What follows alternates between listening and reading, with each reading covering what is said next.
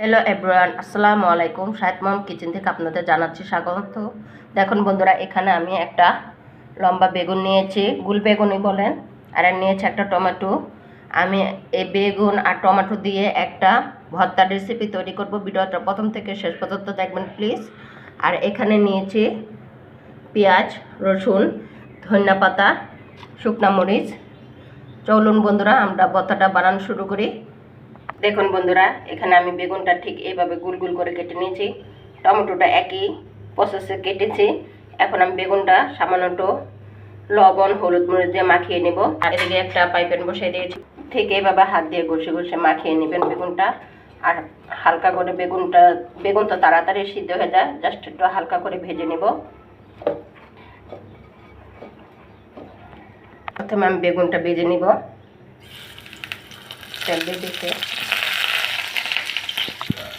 এখন আমি টমেটোগুলো দিয়ে দিব, সব একসাথে একটু ভেজে নিব।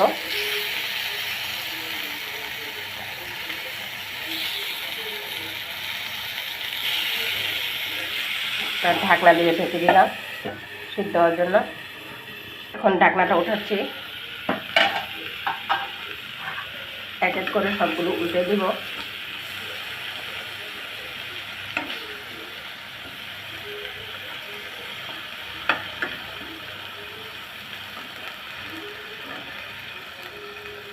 সবগুলো কিন্তু উঠানো শেষ,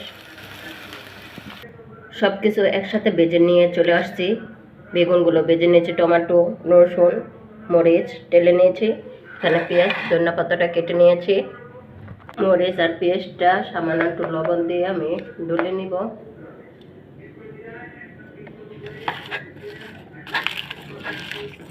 ভালো করে ডলে নিব, ভালো করে ডলে নিয়েছি। এখন আমি রসুনের কোয়াগুলো ডলে নেব। আর এই ভর্তাটা কিন্তু খেতে অসম্ভব মজা হয়। আর শীতের দিনে মানে ভর্তা, শাক, সবজি যত পারেন বেশি করে সবজি খাবেন। শীতকালীন সবজি যে নিজের শরীরের জন্য ভালো, সব দিক দিয়ে স্বাস্থ্যের জন্য ভালো। রসুনগুলো ঠিক এইভাবে ডলে নিচ্ছি। আর এখানে আমি টমেটো খোসাটা আর বেগুনের খোসাটা ছাড়িয়ে নিচ্ছি। দেখুন,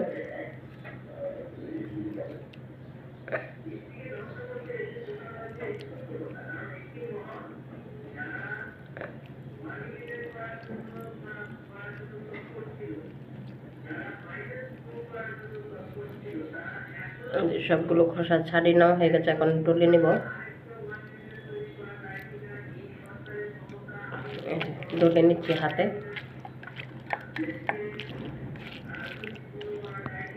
দেখুন কত মিহিন করে ডলে নিয়েছি। লাস্টের ধনিয়া পাতাগুলো দিয়ে দিব, মিশিয়ে নেব।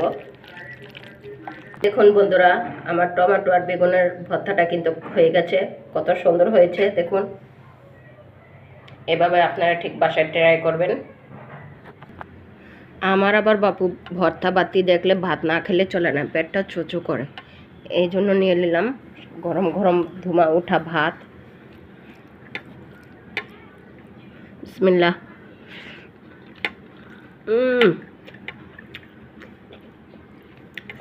বিশ্বাস করুন বন্ধুরা, দুর্দান্ত স্বাদ হয়েছে।